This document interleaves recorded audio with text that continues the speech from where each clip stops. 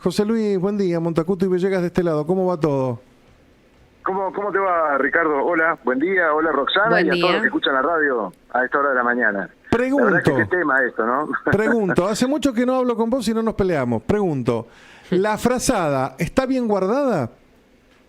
La frazada está puesta en cada una de las facturas de los 485.000 usuarios de gas domiciliario de Es muy Mendoza. bueno, sí, Así muy que bueno, es muy está bueno. guardada en cada familia. Eso es algo que ojalá en la historia se reconozca como un hecho grosso que ocurrió acá en Mendoza y que terminó haciéndose ley para más de 4 millones de familias argentinas que son usuarios del gas domiciliario. Grosso, Ricardo, grosso. Ahora, José Luis, pensando en esto, ¿no? En este decreto 465, ¿cuánto temor tienen que tener esos 485.000 mendocinos que hoy reciben el beneficio de la ley de zona fría y pagan entre el 30 y el 50% de lo que termina teniendo su factura? Digo, ¿cuánto miedo tienen que tener a este decreto para que efectivamente se pueda eliminar esa ley? ¿Alcanza con este decreto? ¿Hay que buscar una ley que la derogue? ¿Se puede esperar de un momento a otro? Bueno, la pregunta es muy buena. Yo tengo algo en mi vida personal que es que no le temo, no tengo temor, no hay que tener miedo. Lo que sí hay que tener claro que es un derecho que nació en nuestra provincia, que se hizo ley, pero que los derechos, aquellos que lo tenemos, estamos obligados y tenemos el deber de rebelarnos cuando nos lo quieren quitar.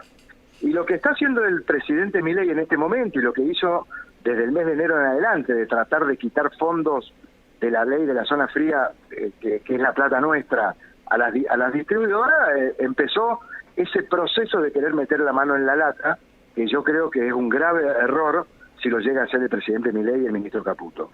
Yo, respondiendo a la pregunta tuya, Roxana, digo, no hay que temer. Lo que sí, desde el equipo técnico que a mí me toca tener, venimos trabajando para dos cosas. La primera, que ya funcionó, es decir, el ministro Caputo intentó echar mano al fondo de la ley de zona fría. Le enviamos cartas documento al presidente Milei, a Caputo y al presidente de la SIGEN, que es la Sindicatura General de la Nación, Sí. para que se abstuvieran de meter mano con la nuestra. Cuando yo digo meter mano con la nuestra, es el fondo del fiduciario de la zona fría no es un subsidio, sino que es un fondo en donde cada usuario de gas domiciliario de la Argentina aporta el 5% del valor de su factura para que se conforme. Para ahí, y con esa plata, para ahí hacemos un punto seguido. Cuando ese fondo no alcanza a cubrir lo que se gastó en el beneficio los usuarios de zona fría, Nación pone la diferencia. Ahí tenés un condicionante. Pero todo no ha pasado, ¿vos sabías? Yo sé que está superavitario, Exactamente. No, es tan bueno el proyecto que nosotros presentamos en su momento en el Congreso y que se logró acordar, y es que las compañías que distribuyen el gas domiciliario son unos personajes que ganan mucha guita. Y han logrado a través de los años, sobre todo a partir del presidente Macri y el gobierno sucesivo también, obtener aumentos del valor de la tarifa tan altos que ese 5% que nosotros aportamos es un montón de guita.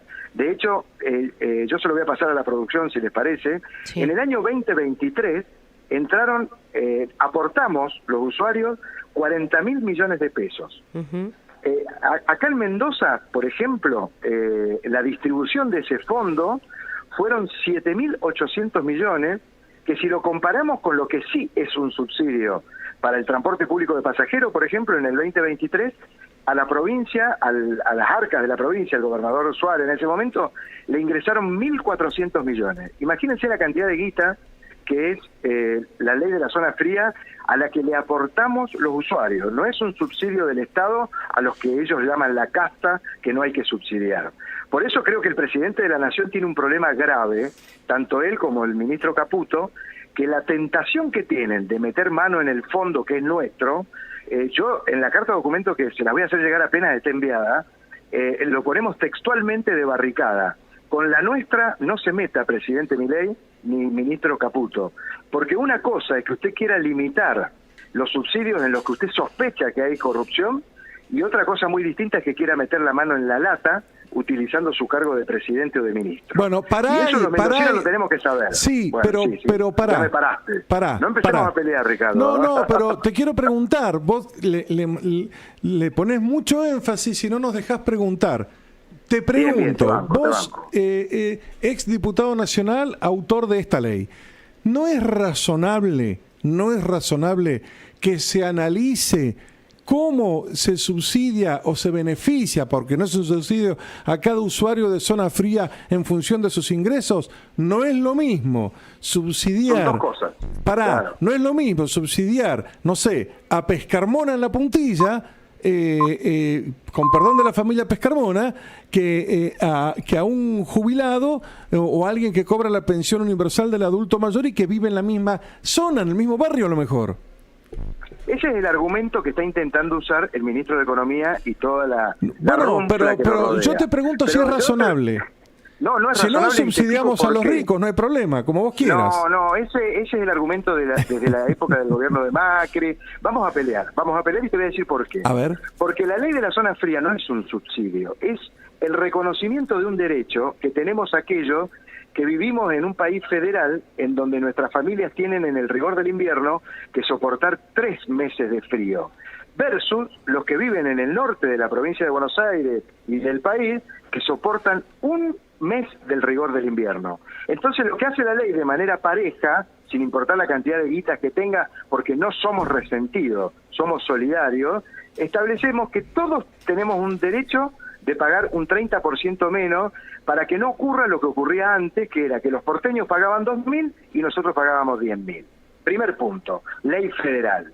Y la segunda, de equidad económica y de igualación de las personas más vulnerables, es que todos aquellos que tienen una vulnerabilidad, como los jubiladas, jubilados, pensionados, excombatientes, y en determinadas zonas donde el invierno es de más de 3 meses, como Luján, el Valle de Uco y el sur de la provincia, el reconocimiento es del 50%.